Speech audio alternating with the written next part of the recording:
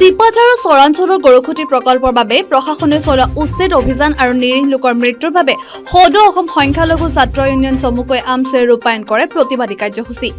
প্ৰতিবাদী কাৰ্যসূচীৰ অংশ হিচাপে বটদ্ৰৱাৰ জামতলত চৰকাৰ বিৰোধী বিভিন্ন শ্লোগানেৰে উজ্জ্বল প্ৰতিবাদ সাব্যস্ত কৰাৰ লগতে দাহ কৰে মুখ্যমন্ত্ৰীৰ প্ৰতিকৃতি।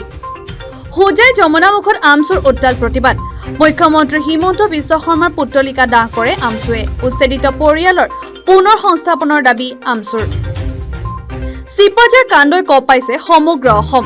শুকুৰবাৰে ৰাজ্যজুৰি বিভিন্ন দল সংগঠনৰ লগতে সংখ্যালঘু ছাত্ৰ সন্থাৰ সৰুপথাৰ শাখাই এক প্ৰতিবাদী কাৰ্যসূচী হাতত লয়। তেওঁলোকে চিপাঝাৰ কাণ্ডক সম্পূৰ্ণ অমানৱীয় কাণ্ড বুলি আখ্যা দিছে।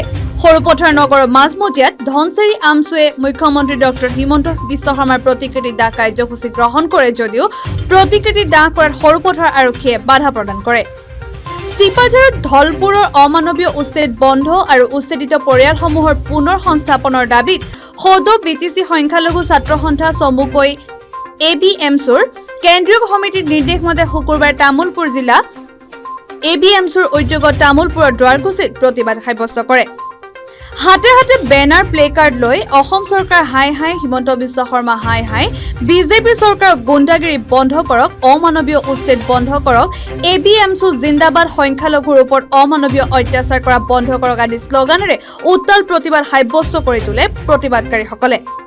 শৰ্মাৰ নেতৃত্বাধীন অসম চৰকাৰখনে এই চৰকাৰখন গঠন হ'বৰ পৰা কেৱল সংখ্যালঘুসকলৰ ওপৰত অন্যায় অত্যাচাৰ কৰি আছে। এনেকুৱা আমাৰ লাগিছে যেন তেওঁলোকে সংখ্যালঘুসকলৰ ওপৰত অন্যায় অত্যাচাৰ কৰিবলৈ RSSক সন্তুষ্টিত কৰিবৰ বাবে তেওঁলোকে এই চৰকাৰখন গঠন কৰিছে।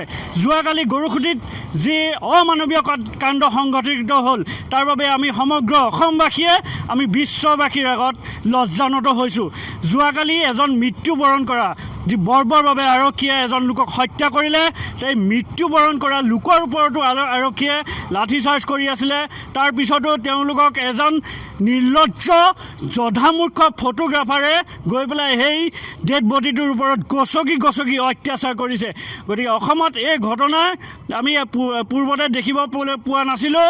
এইখন চৰকাৰৰ দিনতে আমি এনেধৰণৰ অমানৱীয় কাণ্ড দেখিবলৈ পাইছোঁ। আমি এই ঘটনাক ধিক্কাৰ জনাইছোঁ আৰু আমি দাবী জনাইছোঁ যাতে যিসকল লোক ভাৰতীয় নাগৰিক উচ্ছেদিত হৈছে তাৰ পৰা তেওঁলোকক সংস্থাপনৰ ব্যৱস্থা কৰক অতি সোনকালে, আৰু সংখ্যালঘুৰ ওপৰত যি অন্যায় অত্যাচাৰ কৰিছে সেই অন্যায় অত্যাচাৰ আপোনালোকে অতি সোনকালে বন্ধ কৰক, নহ'লে কিন্তু জংগী আন্দোলন আমি জংগী গণতান্ত্ৰিক আন্দোলন গঢ়ি তুলিম। আৰু হিমন্ত বিশ্ব শৰ্মা ডাঙৰীয়াক আমি আহ্বান জনাইছোঁ, আপুনি অসমত যি শংকৰ আজানৰ মিলনভূমি ইত্যাদি ধৰণৰ আমাৰ উক্তিবিলাক আছে সেই উক্তিবিলাক যাতে আপোনালোকে জীয়াই থাকিবলৈ দিয়ে। ইয়াক UP বা তেনেধৰণৰ দেশলৈ ৰাজ্যলৈ পৰিণত নকৰে।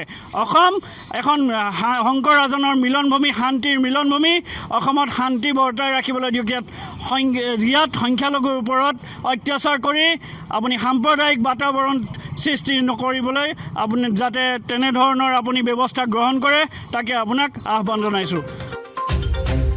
Bureau report, north east view.